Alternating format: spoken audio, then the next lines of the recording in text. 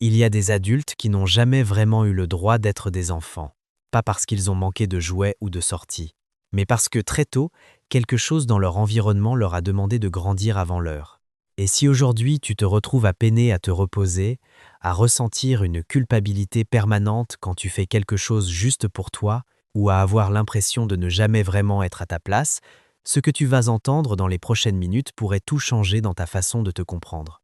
Parce qu'on parle souvent de trauma comme si ça ne concernait que les cas extrêmes, les violences évidentes, les abandons déclarés, les catastrophes visibles. Mais il existe une forme de blessure d'enfance qui est beaucoup plus silencieuse, beaucoup plus répandue, et pourtant tout aussi profonde.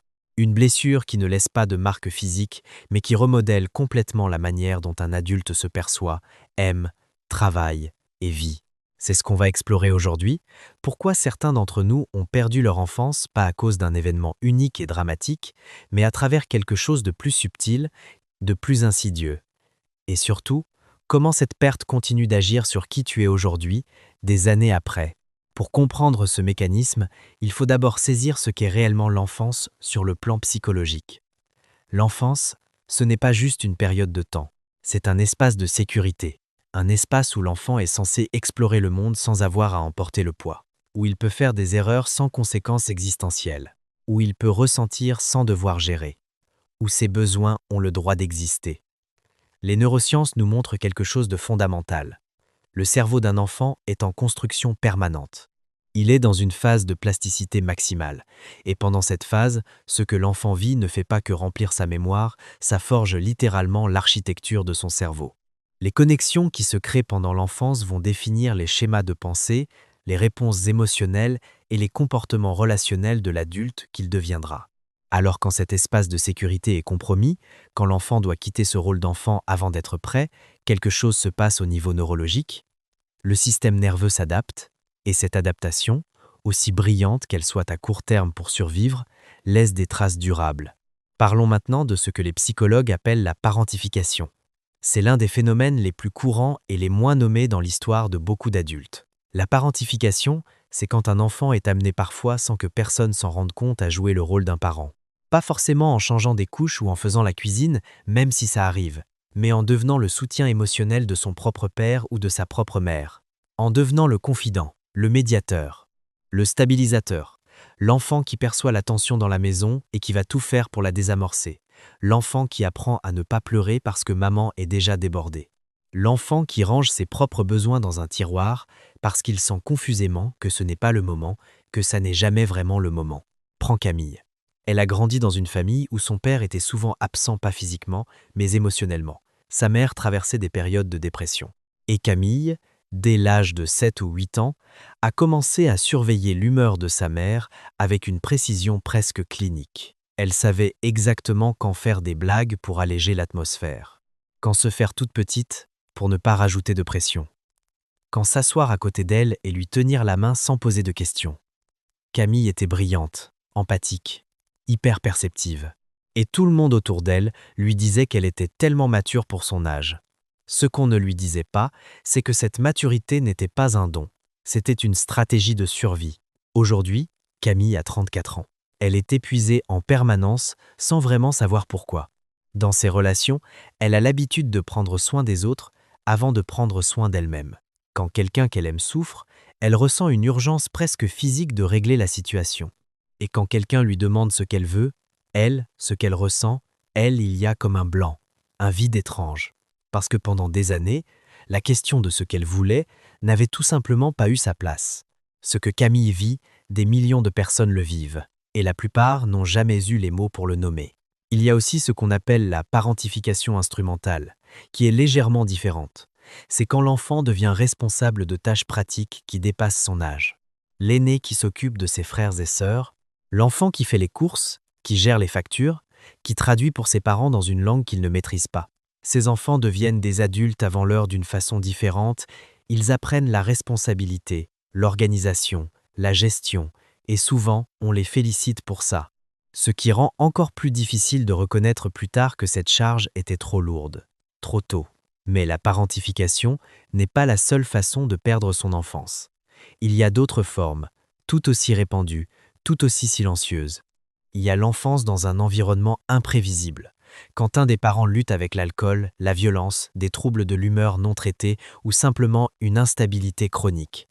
Dans ces environnements, l'enfant développe quelque chose que les chercheurs appellent une hypervigilance. Son système nerveux apprend à scanner en permanence l'environnement à la recherche de signaux de danger. Est-ce que papa est de bonne humeur ce soir? Est-ce que la tension dans la maison va exploser ou se dissiper? Cette surveillance constante mobilise une quantité d'énergie cognitive et émotionnelle immense, une énergie qui aurait dû aller vers le jeu, l'apprentissage, la curiosité, la détente. Et cette hypervigilance, une fois installée dans le système nerveux, ne disparaît pas automatiquement à l'âge adulte. Elle se transforme. Elle devient ce fond de tension permanent que certains adultes décrivent comme ne jamais vraiment pouvoir se détendre. Elle devient cette tendance à anticiper le pire dans les relations. Cette difficulté à faire confiance même quand tout va bien. Ce sentiment bizarre et inconfortable que quand les choses vont bien, c'est probablement qu'elles vont bientôt mal tourner. Il y a aussi l'enfance dans le perfectionnisme. Ces familles où l'amour était conditionnel pas ouvertement, jamais clairement dit, mais implicitement lié à la performance, à la réussite scolaire, au comportement exemplaire, à l'image que la famille voulait projeter. Ces enfants apprennent très vite une équation fondamentale et terrifiante. Je suis aimé si je performe. Et cette équation s'installe dans leurs neurones avec la force d'une certitude. Elle devient le filtre à travers lequel ils interprètent toutes leurs relations futures. Le travail, l'amour, l'amitié. Même leurs relations avec eux-mêmes. Ces adultes-là ne savent pas se reposer sans culpabilité. Ils ont du mal à recevoir de l'affection sans chercher ce qu'ils ont fait pour la mériter. Ils se définissent entièrement par leur productivité. Et quand ils échouent parce que tout le monde échoue, la réaction intérieure est disproportionnée. Ce n'est pas « j'ai fait une erreur », c'est « je suis une erreur ». Maintenant, voici ce qui est crucial à comprendre. Aucun de ces mécanismes ne signifie que tes parents étaient de mauvaises personnes. C'est une distinction essentielle. La plupart du temps, les parents qui transmettent ces blessures sont eux-mêmes des adultes qui n'ont pas eu la chance de guérir leurs propres blessures d'enfance. Ils ont fait avec ce qu'ils avaient, avec ce qu'ils savaient, avec les outils qu'on leur avait donnés ou plutôt avec l'absence d'outils. Le cycle se répète non pas par malveillance, mais par méconnaissance, ce qui ne rend pas la blessure moins réelle. Mais ça change fondamentalement la façon dont on peut l'aborder. Parce que quand on comprend ça, on peut commencer à sortir de la logique de la faute qui ne mène nulle part pour entrer dans la logique de la compréhension. Et c'est là que quelque chose peut réellement changer. Parlons maintenant de ce que la psychologie appelle l'enfant intérieur. Ce concept a parfois une connotation un peu ésotérique, mais en réalité, il correspond à quelque chose de très précis sur le plan neuroscientifique. Une partie de nous reste profondément influencée par ce que nous avons vécu étant enfant, pas dans un sens métaphorique, mais dans un sens littéral. Les expériences de l'enfance créent des schémas neuronaux des synapses qui ont été renforcés des milliers de fois, et ces schémas continuent de s'activer à l'âge adulte dans des situations qui, ressemblent, même superficiellement. Maxime a 40 ans. Il est chef d'entreprise. Il gère une équipe, prend des décisions complexes, navigue dans des environnements à haute pression avec une relative aisance. Mais quand son partenaire hausse légèrement la voix, même sans agressivité particulière, il se fige. Quelque chose en lui se rétrécit. Il perd accès à ses mots, à sa pensée, à lui-même. Pendant quelques secondes, il n'est plus le dirigeant compétent, il est redevenu l'enfant de 7 ans qui attendait en silence l'orage familial. Ce n'est pas une faiblesse, c'est une synapse. Un schéma enregistré, une réponse automatique construite à une époque où c'était la meilleure façon de se protéger. Et c'est ça, le cœur du problème. Ces stratégies de survie développées pendant l'enfance n'ont jamais vraiment été mises à jour. Elles ont été efficaces une fois. Elles ont permis de traverser des situations difficiles. Mais le cerveau, dans son intelligence, les a archivées comme des solutions universelles et continue de les sortir même dans des contextes où elles ne sont plus nécessaires, voire où elles créent activement des problèmes. L'enfant qui apprenait à ne pas exprimer ses besoins pour ne pas déranger devient l'adulte qui souffre en silence et accumule du ressentiment. L'enfant qui gérait les émotions des autres pour maintenir la paix devient l'adulte qui n'a aucune idée de ses propres émotions. L'enfant qui se rendait invisible pour éviter les conflits devient l'adulte qui se sabote lui-même dès qu'il commence à être trop visible, trop présent, trop dans son droit. Les recherches sur l'attachement développées initialement par John Bowlby et enrichies depuis par des décennies de neurosciences montrent quelque chose de remarquable. Les premières relations de l'enfant avec ses figures d'attachement deviennent littéralement le modèle à partir duquel il construira toutes ses relations futures. Ce modèle, les psychologues l'appellent le modèle opérant interne. C'est comme un logiciel installé très tôt qui continue de tourner en arrière-plan, décidant qui on peut faire confiance, ce qu'on mérite, ce à quoi on peut s'attendre des autres. Si ce logiciel a été programmé dans un environnement imprévisible, il tourne sur un mode « méfiance par défaut ». S'il a été programmé dans un environnement où l'amour était conditionnel, il tourne sur un mode « prouve ta valeur en permanence ». S'il a été programmé dans un environnement où tes besoins dérangeaient, il tourne sur un mode « efface-toi ». Et le plus douloureux dans tout ça, c'est que ces logiciels fonctionnent tellement en arrière-plan que la plupart du temps, on n'a même pas conscience qu'ils tournent. On croit juste que c'est comme ça qu'on est. On croit que la difficulté à se reposer, c'est un trait de caractère, que la tendance à se mettre en dernier, c'est de la générosité naturelle, que le besoin de perfection, c'est de l'ambition. Et parfois, c'est vrai. Mais très souvent, c'est une blessure ancienne qui a mis des vêtements respectables. Voilà ce qui rend ce sujet si important et si difficile en même temps. Parce que reconnaître que quelque chose n'a pas fonctionné dans notre enfance, ça peut déclencher une série de résistances. La loyauté envers les parents, la honte d'être le genre de personne qui blâme son enfance, la peur de ce qu'on pourrait découvrir si on commence à vraiment regarder. Et il y a aussi parfois une résistance plus étrange encore, la peur de perdre une identité. Parce que si l'hypervigilance, l'hyperresponsabilité, l'effacement de soi ont été des piliers de qui tu es depuis aussi longtemps que tu te souviens, alors qui es-tu si tu les enlèves? C'est une question légitime. Et la réponse, c'est que tu découvres quelque chose de plus réel, quelque chose qui existait avant que la peur vienne se superposer, quelque chose qui n'a jamais vraiment disparu, mais qui attendait d'avoir la permission d'exister. Alors maintenant, comment est-ce que tout ça s'affecte concrètement dans ta vie quotidienne? Parce que c'est ça qui compte. Pas juste la compréhension intellectuelle, mais la reconnexion entre le passé et le présent, de façon à ce que quelque chose puisse changer. Si tu as grandi en apprenant à surveiller les émotions des autres avant les tiennes, tu as probablement développé une empathie extraordinaire. Tu ressens les changements d'humeur dans une pièce avant même que quelqu'un ait ouvert la bouche. Tu anticipes les besoins, tu t'adaptes. Ce sont des forces réelles, mais elles ont un coût. Tu as souvent du mal à identifier ce que toi tu ressens. Pas parce que tu n'as pas d'émotion, mais parce que ton attention a été calibrée vers l'extérieur depuis si longtemps que l'intérieur est devenu un territoire inconnu, parfois même inconfortable. Si tu as grandi dans l'imprévisibilité, tu as probablement développé une résilience remarquable. Tu sais naviguer dans le chaos, tu te débrouilles, tu trouves des solutions, mais en contrepartie, le calme t'est parfois suspect. Quand une relation est stable, quand une période de vie est paisible, quelque chose en toi cherche le problème caché, la fissure invisible. Parce que le calme, dans ta cartographie émotionnelle ancienne, précédait souvent l'orage. Si tu as grandi dans le perfectionnisme conditionnel, tu as probablement développé une discipline et une exigence qui t'ont porté loin. Mais il y a un prix. Le prix, c'est que ton sens de la valeur personnelle est étroitement lié à ta productivité. Et le repos, le jeu, le plaisir pur sans objectif, ces choses te semblent presque dangereuses. Comme si tu n'avais pas le droit d'exister autrement qu'en accomplissant quelque chose. Reconnaître ces patterns, ce n'est pas se condamner. C'est exactement le contraire. Parce qu'on ne peut pas changer ce qu'on ne voit pas. Et voir clairement, vraiment clairement, sans jugement, ni dramatisation, c'est le premier pas vers quelque chose de différent.